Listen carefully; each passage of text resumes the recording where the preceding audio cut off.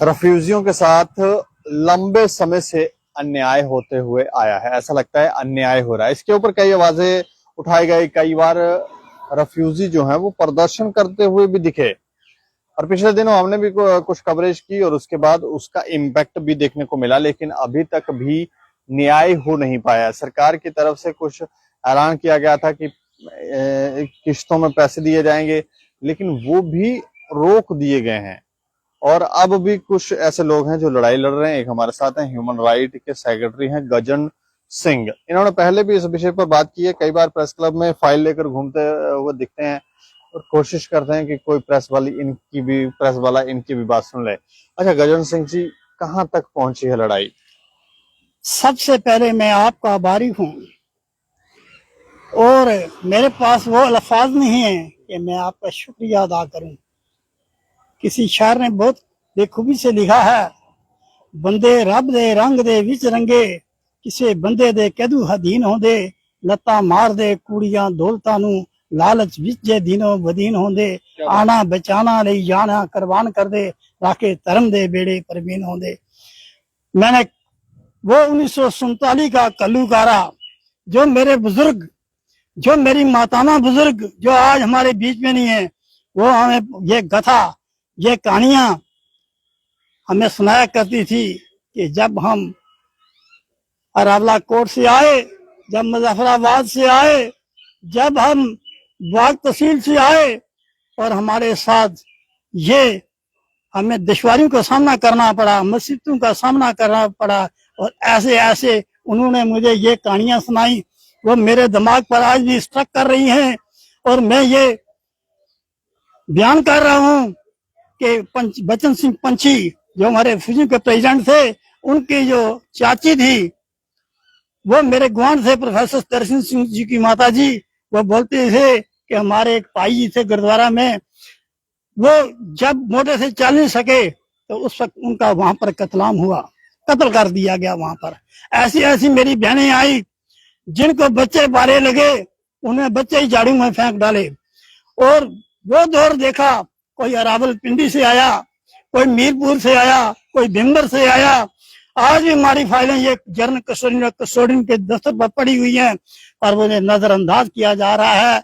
मैंने आरटीआई लगाया है जर्नल कस्टोडियन पर, 3 साल हो गए, उसका कोई जवाब नहीं आया। मैंने आरटीआई लगाया पीआरओ और कस्टोडियन जम्मू पर, उन्होंने कोई जवाब नहीं दिया। आज मजबूर होकर मुझे ये डीसी जम्मू और डिवीजन जम्मू को यह बताना पड़ता है कि जो आपका आईटी इंक्वायरी कमीशन है वो क्या सोया हुआ है, वो तरफानी ला रहा है गवर्नमेंट खजाने से, क्यों नहीं इंक्वायरी करता है, इनकी इंक्वायरी की जाए।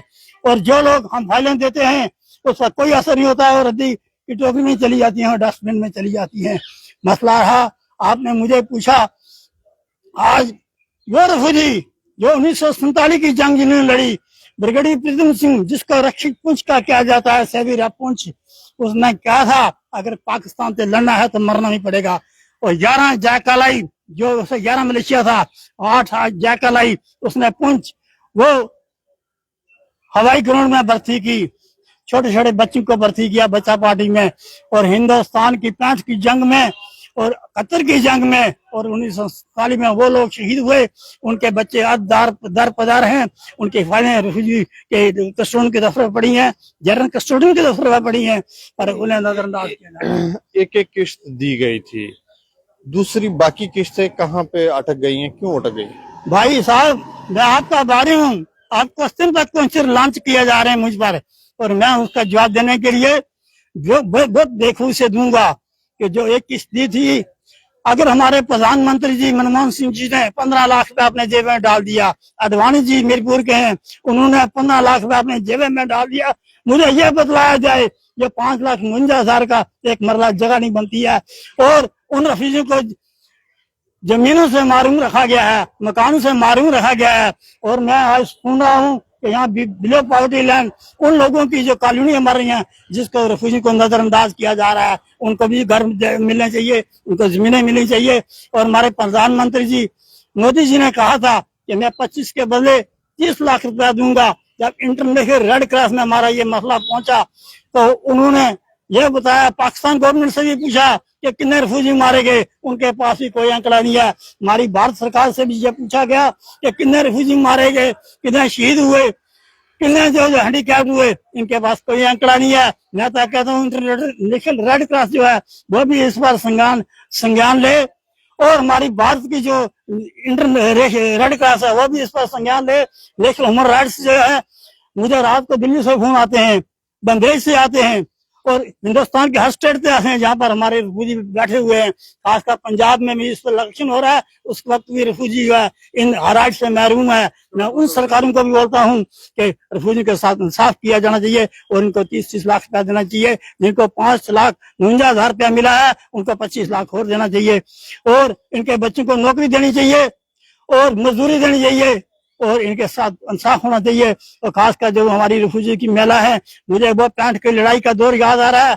आगे हमारी आर्मी एडवांस कर रही है, पीछे हमारी पुंछ की कॉलेज के बच्चे और बच्चे रोड़े बना रहे थे और अमरेशन की पेटियां लाए जा रहे थे और उनको खाना खिला रहे थे आर्मी को। और एक एक पोस्ट पर भी हमारी एक एक जोड़ी बटालियन खपी है, लेकिन हमने वो खूनी दौर देखे हैं, लेकिन हमारे साथ कोई इंसाफ नहीं हुआ। यही खासकर एलजी मनोज सिन्हा से भी गुजारिश है कि इनके साथ इंसाफ होना चाहिए। सेंट्रल गवर्नमेंट जो हमारे प्रधानमंत्री जी हैं, खासकर his excellency to president of India, उनके नोटिस में ये लाना चाहता हूँ कि हमारी रिफ्यूजी कम्युनिटी के साथ इंसाफ होना चाहिए। और पाकिस्तान की असेंबली में अगर 25 सीटें रखी है उन्होंने असेंबली में रिफ्यूजियों के लिए, हमारे जम्मू कश्मीर की असेंबली में तो मेरे ख्याल एक भी हमारा एमएलए नहीं है। और ये मेंबर पार्लियामेंट जिस पार्टी ने भी ये हमारा ये मेंबर पार्लियामेंट का इलेक्शन हो रहा है, किसी भी पार्टी ने भी हमारे रिफ्यूजी को कोई मैंडेट नहीं दिया। हमें उनसे गुजारिश है, हमें इनको मैंडेट तो देना चाहिए, ताकि ये लोग भी अपने नुमाइंदे उनके पार्लियामेंट में भेजें, असेंबली में भेजें और अपनी इंसाफ की गुहार लगाएं और इनके साथ इंसाफ हो। ये देखें, ये ऐसा नहीं है पहली बार बोल रहे हैं, पहले भी ये बोलते रहते हैं और इंसाफ हो नहीं रहा है। ये कह रहे हैं कि इंसाफ हो नहीं रहा है, तो इंसाफ होना चाहिए, न्याय होना चाहिए, किसी के साथ अन्याय नहीं होना चाहिए। इस बात को हमें लगता है सरकारें भी ध्यान रखें, नेता हैं वो भी ध्यान रखें, ब्यूरोक्रेट हैं वो भी थोड़ा ध्यान रखें कि कहीं अन्याय किसी के साथ ना हो।